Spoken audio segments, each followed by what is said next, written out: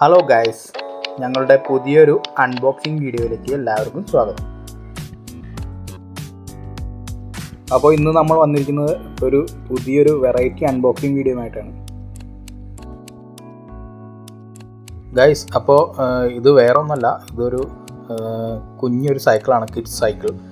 ഇത് മോളുടെ ബർത്ത്ഡേക്ക് വേണ്ടി ഞങ്ങൾ സർപ്രൈസ് ഗിഫ്റ്റായിട്ട് വാങ്ങിയതാണ്.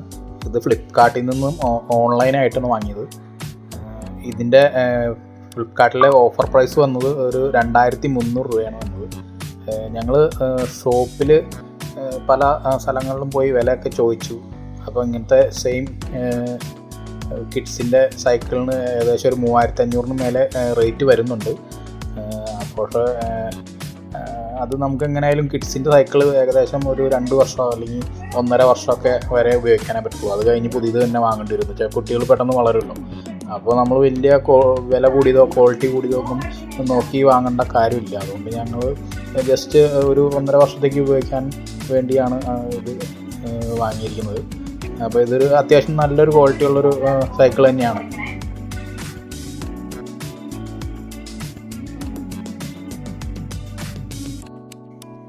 ഗൈസ്, അപ്പോൾ ഇത് നമ്മൾ ഏകദേശം അൺബോക്സിങ് ചെയ്ത് കഴിഞ്ഞു.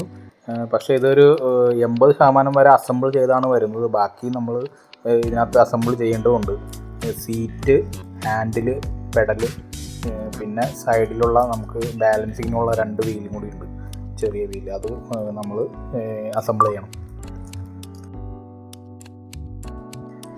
അപ്പോൾ നമുക്ക് ഈ സാധനങ്ങളെല്ലാം ഒന്ന് അസംബിൾ ചെയ്ത് നോക്കാം.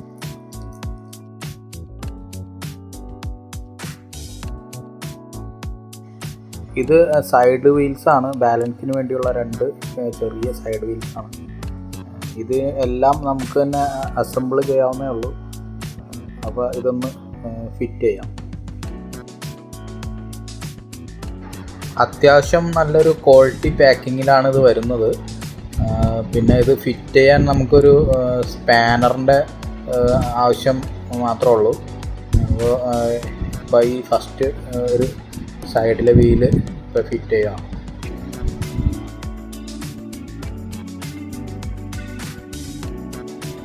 സൈഡിലെ വീല് നമുക്ക് ഫിറ്റ് ചെയ്യാൻ വലിയ പ്രയാസമൊന്നുമില്ല. നമുക്ക് എളുപ്പത്തിൽ അത് ഫിറ്റ് ചെയ്യാവുന്നുള്ളൂ. ജസ്റ്റ് ആ സ്ക്രൂ നമ്മൾ ടൈറ്റ് ചെയ്ത് കൊടുത്താൽ മതി വെച്ചിട്ട്.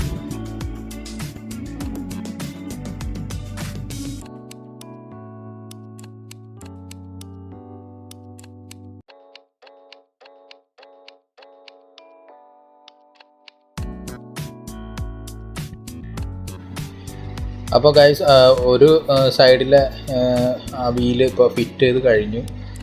ഇനിയിപ്പോൾ നമുക്ക് ഇപ്പുറ സൈഡിലേയും കൂടി വീല് പിടിപ്പിക്കാം.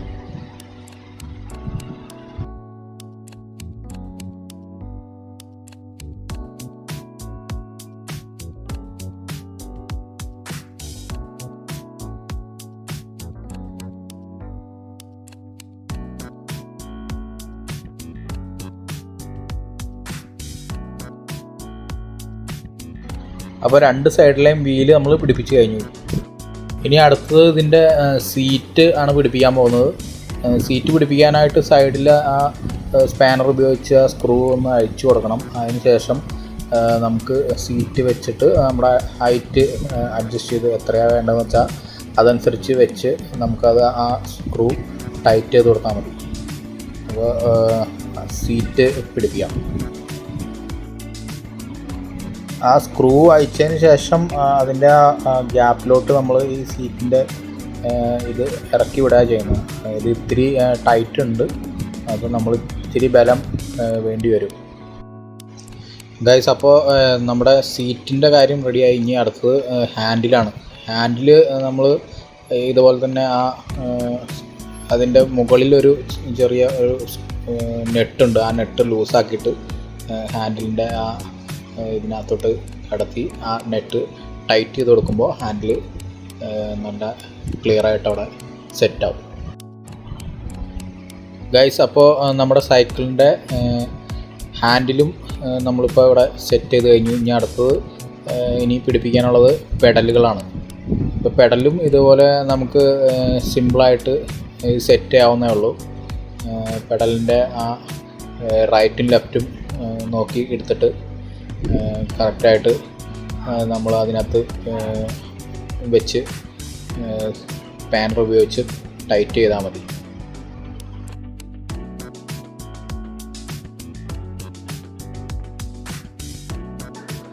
ഇപ്പോൾ ഞങ്ങളുടെ ഈ സൈക്കിൾ അൺബോക്സിങ് വീഡിയോ ഇവിടെ അവസാനിക്കുന്നു.